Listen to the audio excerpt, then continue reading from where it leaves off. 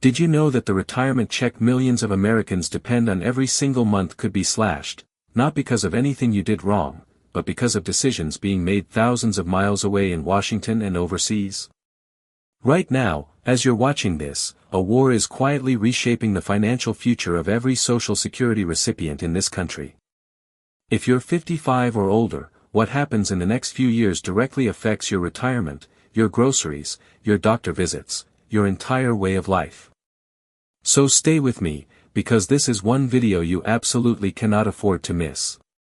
Before we dive in, if you find this information valuable, and I think you will, please hit that like button, subscribe so you never miss an important update, and drop a comment below telling me, are you concerned about your Social Security benefits? I read every single one. Now, let's talk about something that's been keeping a lot of people up at night, and honestly, once you understand the full picture, you'll understand why. We're now roughly 5 weeks into a United States military conflict with Iran. And while news cycles move fast and the headlines can feel overwhelming, there is one very specific consequence of this war that hasn't gotten nearly enough attention: what it means for your Social Security check. Because here's the thing, wars are expensive. Extraordinarily expensive. And when the federal government writes a massive check for defense, that money has to come from somewhere. Think back, if you will, to the old phrase, guns versus butter. It's a term that goes all the way back to economics classrooms of the 1960s, the idea that a government can choose to spend its money on military power or on the welfare of its citizens, but it can't always do both at the same time. Well, that old economic lesson is playing out right now in real time, and the stakes couldn't be higher for retirees. The White House has just submitted a defense budget request for the fiscal year 2027, and the number is staggering. We're talking about $1.5 trillion. To put that in perspective, that's more than a 40% increase from what was already a very high defense budget in 2026.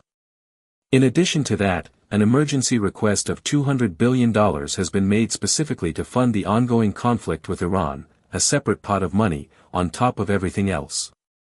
That's nearly $2 trillion flowing toward military spending in the next budget cycle alone. And President Trump has been very direct about his priorities. In a recent public appearance, he made clear that protecting the nation militarily comes first, even if it means pulling back on programs like Medicaid, Medicare, and other social safety nets. When a president says out loud that the country cannot simultaneously fight wars and fund what he called individual things, well, that tells you a great deal about where Social Security may fall in the pecking order when lawmakers sit down to balance the books.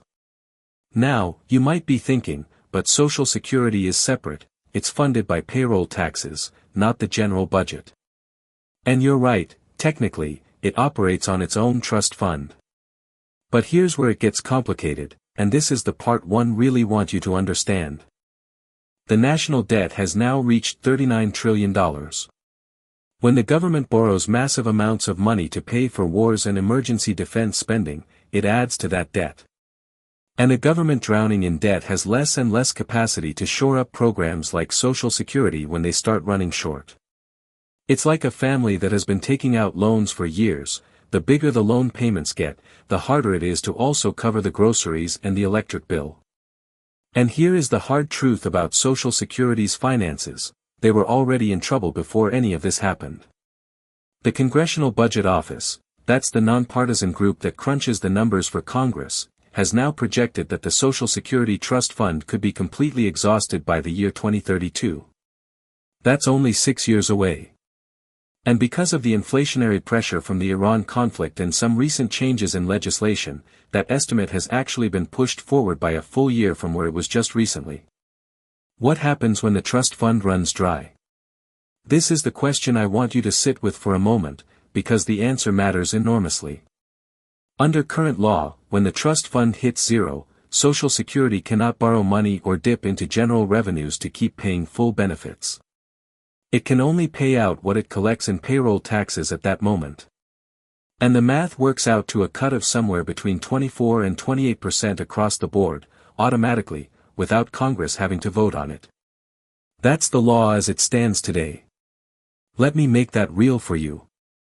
The average monthly Social Security check right now, in 2026, is $2,071 for a retired worker. A 24% cut would take away nearly $500 a month. For a married couple, where both spouses receive benefits, you're looking at a combined annual loss of roughly $18,400. That's not a rounding error. That's a car payment every single month. That's the difference between heating your home in winter and not being able to. That's medication that doesn't get filled. And for those of you who are still working and planning for retirement, this affects you too, because what you're counting on in the future may look very different from what the projections promised you just a few years ago. Now, I want to take a moment and acknowledge something, because I think it's important. You've lived through a lot. Many of you remember the post-war boom of the 1950s, when America rebuilt itself after World War II and the middle class grew stronger year after year. You may remember the inflation crises of the 1970s, when prices shot up and paychecks couldn't keep pace. You've weathered recessions, market crashes, and more political upheavals than most people can count. And through all of it, Social Security was the one constant, the floor beneath your feet. The promise that you worked hard, you paid in, and the system would be there for you. That promise is now under real pressure in a way that deserves honest conversation. Let's talk about what's happening to the current value of your benefits, even before any future cuts. In January 2026, a cost of living adjustment, or COLA, of 2.8% was applied to Social Security benefits. Now, on paper, that sounds like good news. Your check went up. But here's the part that often gets buried: Medicare Part B premiums, the monthly cost that gets deducted directly from most Social Security checks, went up by 9.7%. That's more than 3 times the size of the raise. So for many recipients, the net effect of the 2026 COLA was actually a decrease in take-home money after the Medicare deduction. And on top of that, the cost of everyday essentials, food, gasoline, heating fuel, has been rising sharply because of the economic disruption from the Iran war. Supply chains are being affected. Oil prices are sensitive to any conflict in the Middle East, and Iran sits at the heart of that region. Every time you fill up your tank or pick up your weekly groceries, you may be feeling those effects already, even if nobody told you exactly why prices are higher right now. There have also been 2 major pieces of legislation that deserve your attention. The first is something being called the One Big Beautiful Bill, which introduced a new tax deduction for seniors.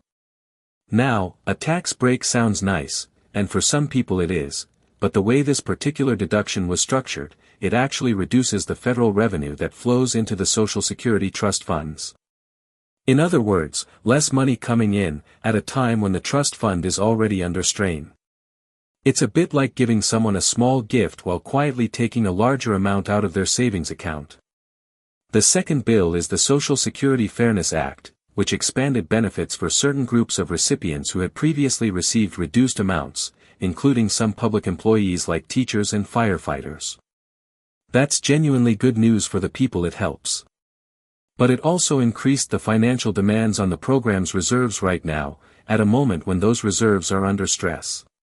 So you have a picture emerging: massive new defense spending, a ballooning national debt, inflationary pressure eating into purchasing power, legislative changes drawing down the trust fund on both sides, less coming in, more going out, and a projected insolvency date creeping closer by the year.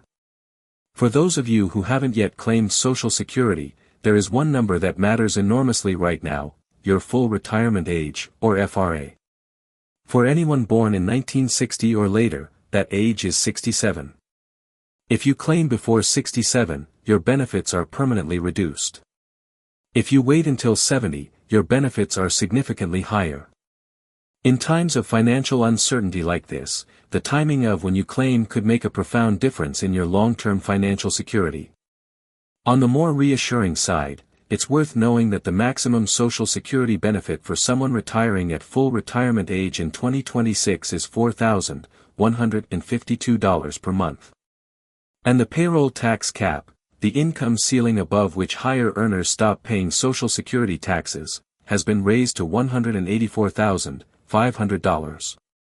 These adjustments matter because they represent real money flowing into the program, and they demonstrate that the system isn't standing still. The situation we're discussing today is serious, genuinely serious, but it is not inevitable. Congress has the power to act. History shows that Social Security has been rescued from financial crisis before. In 1983, a bipartisan commission led by Alan Greenspan made a series of reforms that kept the program solvent for decades. It required compromise, creative thinking, and political courage. Whether today's Washington can find that same combination is an open question, but it's worth knowing that the tools exist. What matters most right now is that you are informed, that you understand what's at stake, and that you make the best possible decisions for yourself and your family with the clearest possible picture of the landscape. And that's exactly what we're here to help you do. In a moment, we're going to wrap up with what all of this means for you personally, what questions to ask your financial advisor, what steps you might consider taking right now, and where to find reliable, up-to-date information so you're never left in the dark. Stay with me, because the conclusion of this video may be the most important part of all.